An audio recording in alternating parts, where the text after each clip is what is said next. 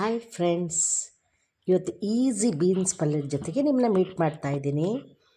ಭಾಳ ರುಚಿಯಾಗಿರುತ್ತೆ. White ರೈಸ್ಗೆ mix ಮಾಡ್ಕೊಂಡು ತಿನ್ಬೋದು, ಇಲ್ಲ ಬೇಳೆ ಸಾರು, ರಸಮ್ಮು, ಮೊಸರು ಸಾರು, ಆ ಥರ ಲೈಟ್ ಸಾರುಗಳೇನಿರುತ್ತೆ ಅದಕ್ಕೆ ನಂಚ್ಕೊಂಡು ತಿನ್ನಲಿಕ್ಕೆ ಫ್ಯಾಂಟಾಸ್ಟಿಕ್ ಆಗಿರುತ್ತೆ.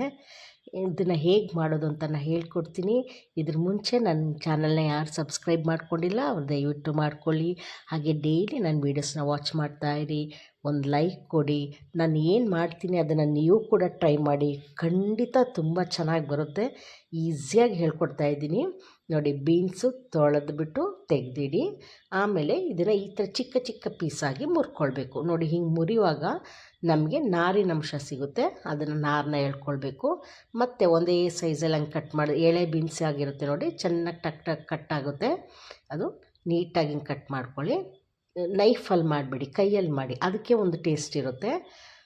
ಆಯಿತಾ? ಈ ಥರ ಒಂದೇ ಸೈಜಲ್ಲಿ ಕಟ್ ಮಾಡಿ ಇಟ್ಕೊಳ್ಳಿ.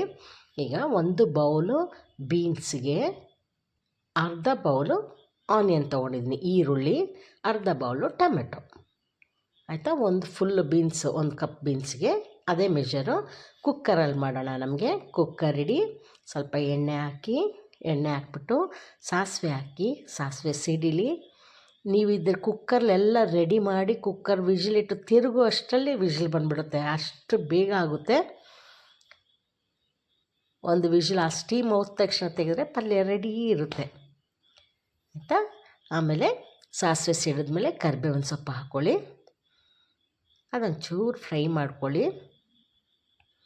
ಆಮೇಲೆ ನಾವು ಹೆಚ್ಚಿಟ್ಟಂಥ ಈರುಳ್ಳಿ ಹಾಕಬೇಕು. ಆನಿಯನ್ ಹಾಕ್ತಾಯಿದ್ದೀನಿ, ಅದನ್ನು ಸ್ವಲ್ಪ ಬಾಡಿಸಿ ಅದ್ರದ್ದು ನೀರಿನ ಅಂಶ ಎಲ್ಲ ಹೋಗಲಿ. ಒಂದು 2 ಮಿನಿಟ್ಸ್ ಅಷ್ಟೇ. ಆಮೇಲೆ ಅದ್ರ ಜೊತೆಗೆ ಸ್ವಲ್ಪ ಅರಿಶಿನ ಪುಡಿ ಹಾಕ್ಕೊಳ್ಳಿ. ಆಮೇಲೆ ರುಚಿಗೆ ತಕ್ಕಷ್ಟು ಉಪ್ಪು ಹಾಕಿ, ಹಾಗೆಯೇ ಒಂದು ಅರ್ಧ ಚಮಚದಷ್ಟು ಅಚ್ಚ ಪುಡಿ ಹಾಕ್ತಾಯಿದ್ದೀನಿ. ಖಾರ ನೀವು ನೋಡಿ ಹಾಕ್ಕೊಳ್ಳಿ, ನಿಮ್ಗೆ ಎಷ್ಟು ಬೇಕಷ್ಟು ನೋಡಿ ಹಾಕ್ಕೊಳ್ಳಿ. ನಾನು ಅರ್ಧ ಸ್ಪೂನ್ ಹಾಕ್ಕೊಂಡಿದ್ದೀನಿ. ಇದಿಷ್ಟ ಆದಮೇಲೆ ಟೊಮೆಟೊ ನಾವು ಕಟ್ ಮಾಡಿ ಇಟ್ಕೊಂಡಿದ್ವಲ್ಲ, ಆ ಟೊಮೆಟೊ ಹಾಕ್ಕೊಳ್ಬೇಕು.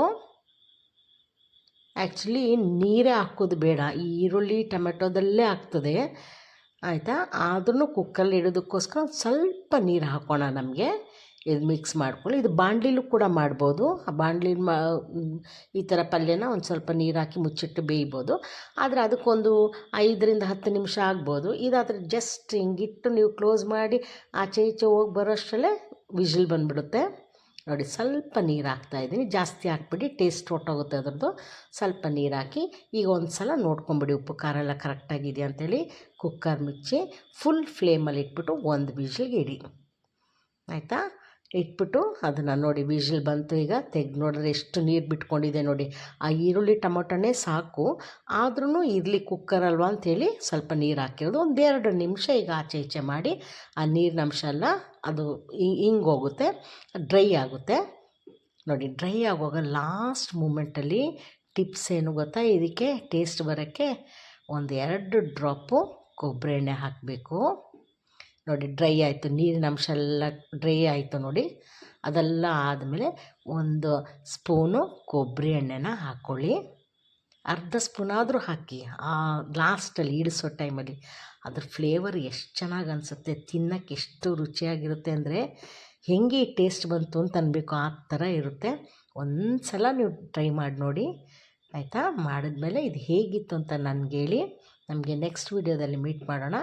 ಅಲ್ಲಿವರೆಗೂ take care, bye bye, thank you.